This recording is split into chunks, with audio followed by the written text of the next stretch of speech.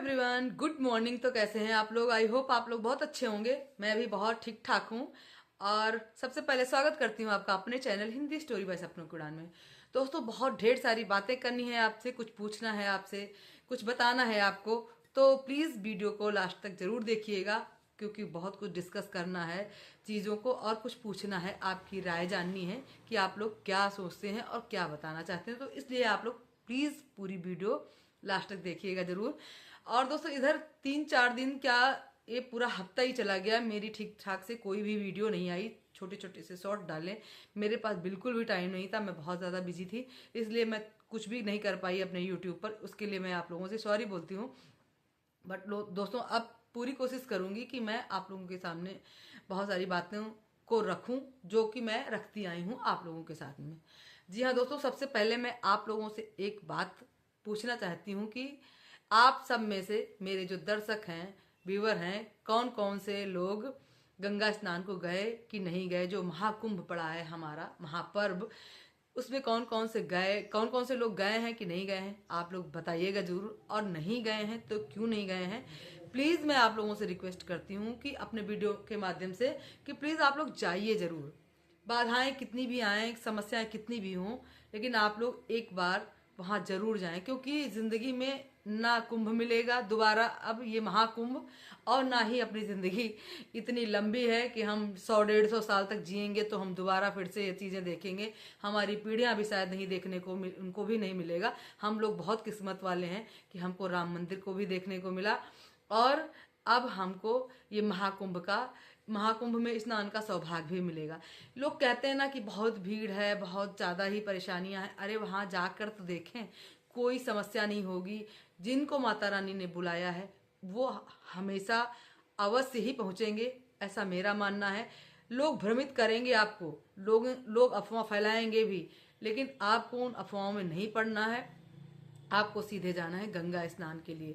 ठीक है, अगर हम कभी भी कहीं भी तीर्थ यात्रा पे निकलते हैं तो रास्ते में हमको बहुत सारी कठिनाइयों का सामना करना पड़ता है, लेकिन वो कहते हैं ना कि किसी अच्छी चीज को पाने के लिए थोड़ी सी अगर तकलीफ भी हो गई शरीर को तो क्या ही जाता है।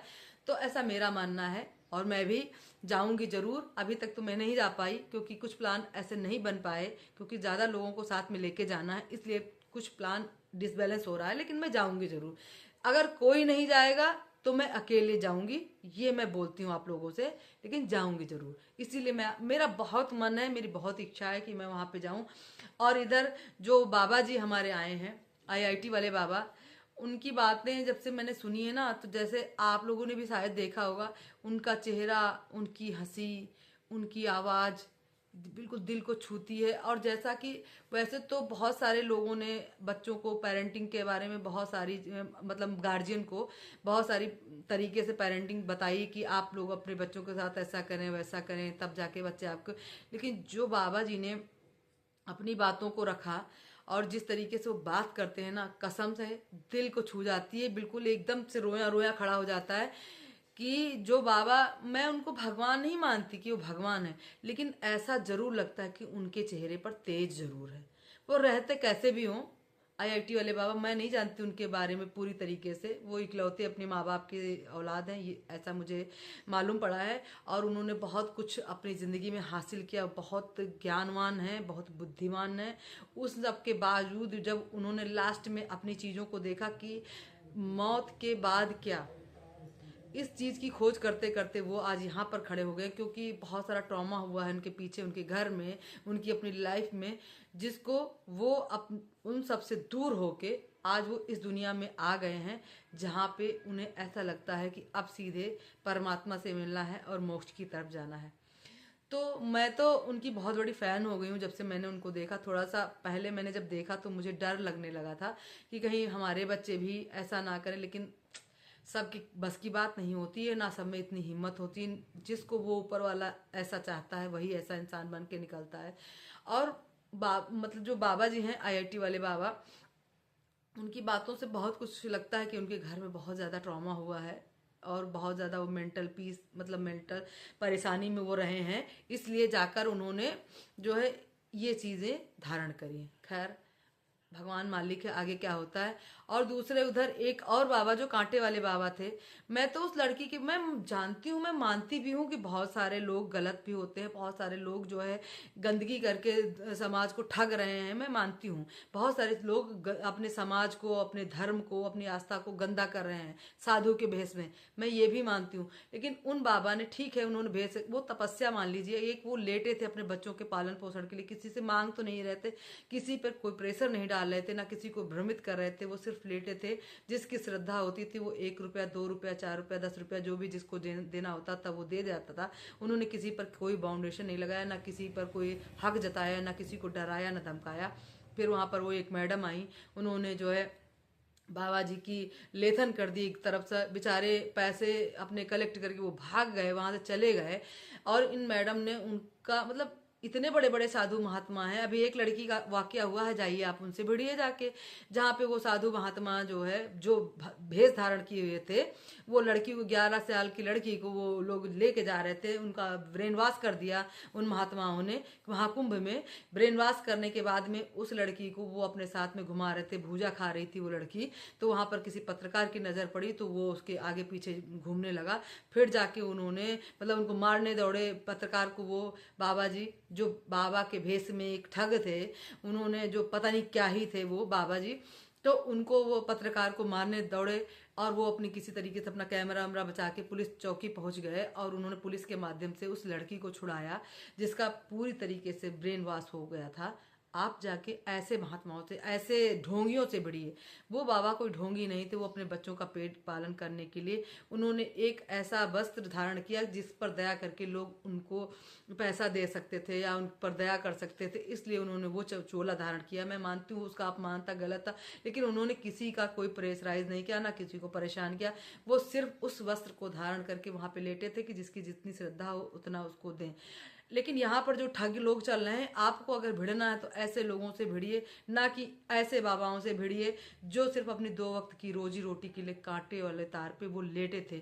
अगर किसी को अपने बच्चों के लिए कांटे वाले तार पे लेटना पड़े तो वो वही इंसान समझ सकता है जिसके पास कुछ भी नहीं है, वो बहुत ही गरीब है, जिसके पास कुछ नहीं है खाने के लिए, वो किसी भी तरीके से अपने बच्चों की रोजी का जुगाड़ करना चाह रहा था, इसीलिए वहां पर वो ये कर्म कांड करके लेटा हुआ था, और लोग उसको पैसे, खाने को कुछ सामान और ये सब दे रहे थे। लेकिन वो मैडम जी आके उनके बाबा जी पर बेमतलब में बरस गई, और अपने को इतनी सारी निगेटिव कमेंट उनको मिल रहे हैं, लोग गंदी गंदी गालियां दे रहे हैं, लोग उल्टा सीधा बोल रहे हैं, जो कि उन्हें ऐसा नहीं करना चाहिए। सिचुएशन के हिसाब से लोगों को हैंडल किया जा सकता है। मैं ये नहीं कहती कि गलत के खिलाफ नहीं बोलना चाहिए, लेकिन ऐसे इंसानों के खिलाफ नहीं बोलना चाहिए। ठीक है, वहां पे उनकी रोजी रोटी का सवाल था, उन्होंने किसी को परेशान नहीं किया था। अगर बोलना है तो उन बाबाओं को के तरफ बोलिए जिन्होंने 11 साल की लड़की को जो है अगवा किया, उसके साथ क्या कर सकते थे ये तो आप सब जानते हैं कि जो भी हो सकता था वो भगवान ही जाने। लेकिन जिस तरीके से उस पत्रकार भाई ने उस लड़की को बचाया ना, वो सराहनीय है, वो उसको इनाम देने के लायक है। लेकिन आपने जो काम किया ना, ये सरासर निंदनीय है। आपको ऐसा काम बिल्कुल नहीं करना चाहिए था। वो कांटों के नुकीले कांटों पर लेटकर अपने बच्चों का पालन पोषण करने के लिए लोगों से एक तरीके की भीख ही मांग रहा था, उसको भी आपने नहीं करने दिया। इससे आपको महापाप लगेगा और हर इंसान आपको गलत ही बोलेगा। तो आप भी, मैं आप पब्लिक से भी ये रिक्वेस्ट करती हूँ कि अगर आपको कहीं भी ऐसा कोई इंसान दिखे जो सिर्फ अपनी रोजी रोटी के लिए, किसी को बिना परेशान किए, सिर्फ अपने रोजी रोटी, अपने बच्चों के लिए कोई काम कर रहा हो, अपने शरीर को कष्ट दे रहा हो, अपने लिए वो गलत कर रहा हो, भले ही वो इसी तरीके का कोई कांड करा, उसका विरोध नहीं करना चाहिए। अगर आप कुछ नहीं दे सकते हैं तो वहां से चले जाइए, लेकिन आप इस तरीके से किसी का विरोध मत करें। सबको जीने का हक है, तरीका अलग अलग होता है इंसान का। शायद उसने कांटे चुने अपने परिवार के भरण पोषण के लिए, क्योंकि हो सकता है वो कमा नहीं सकता, क्योंकि उसकी आंखों से साफ दिख रहा था वो कितना लाचार और मजबूर था, परेशान था।